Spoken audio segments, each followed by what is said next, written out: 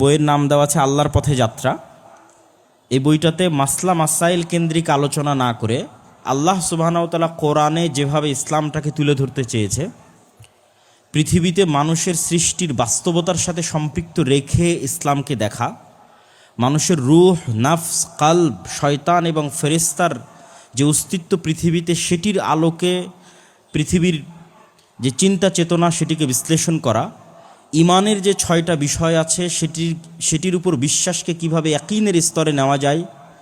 আল্লাহর শক্তি, আল্লাহর ক্ষমতার উপর বিশ্বাস, পরকালের উপর বিশ্বাস, ফেরেশতার উপর বিশ্বাস, এগুলোকে কিভাবে ইয়াকিনের উপর স্তরে নেওয়া যায়, পাশাপাশি মানুষের নাফস কালব কিভাবে কাজ করে, কেমনে সুস্থ হয়, কেমনে অসুস্থ হয়, নাফস কালব যদি অসুস্থ হয়, নষ্ট হয়, নূর না থাকে, তাহলে কি কি আমলের মাধ্যমে সেগুলো শক্তিশালী হবে।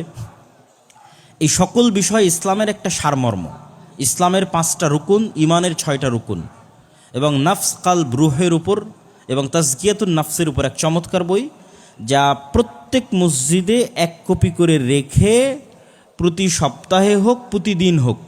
1 পৃষ্ঠা, হাফ পৃষ্ঠা করে পড়া উচিত এই বইয়ের। ওই চিন্তাকে মাথায় রেখে এই বইটা লেখা, এবং আমাদের ইচ্ছা আছে আমরা এই বইটা বাংলাদেশের যত মসজিদে সম্ভব আমরা ফ্রি বিতরণ করব, যদিও এখন আমরা উদ্যোগ নেইনি। কিন্তু এই চিন্তা মাথায় রেখে লেখা যে মানুষ মসজিদে প্রতিদিন হোক অথবা প্রতি সপ্তাহে হোক 1 পৃষ্ঠা, হাফ পৃষ্ঠা এই বই থেকে পড়বে এবং ইসলাম এবং ইমান সম্পর্কে নতুন করে চিন্তা করা শিখবে। কেন আল্লাহ নিজেও চিন্তা করতে বলেছে, কোরআন চিন্তার বই। কিন্তু আমরা সবসময় মাসলা মাসাইল কেন্দ্রিক, তারপরে কেউ হয়তো রাজনীতি কেন্দ্রিক, কেউ হয়তো জিহাদ কেন্দ্রিক, কেউ হয়তো ফাজাইলে আমল কেন্দ্রিক, ঠিক আছে,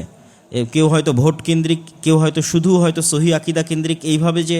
ইসলামের একটা খণ্ডিত অংশ নিয়ে ব্যস্ত হয়ে গেছে। ইসলামের ফুল সিনারি যেটা আল্লাহ সুবহানাহু ওয়া তাআলা কোরআন এবং রাসূল সাল্লাল্লাহু আলাইহি ওয়াসাল্লামের হাদিস এবং আল্লাহ নবীর জীবনীর মাধ্যমে ফিল করা সম্ভব, বাস্তব জীবনে বাস্তবায়ন করা সম্ভব, সেটি আশা করি এই বইটা পড়লে আপনি অনুভব করতে পারবেন।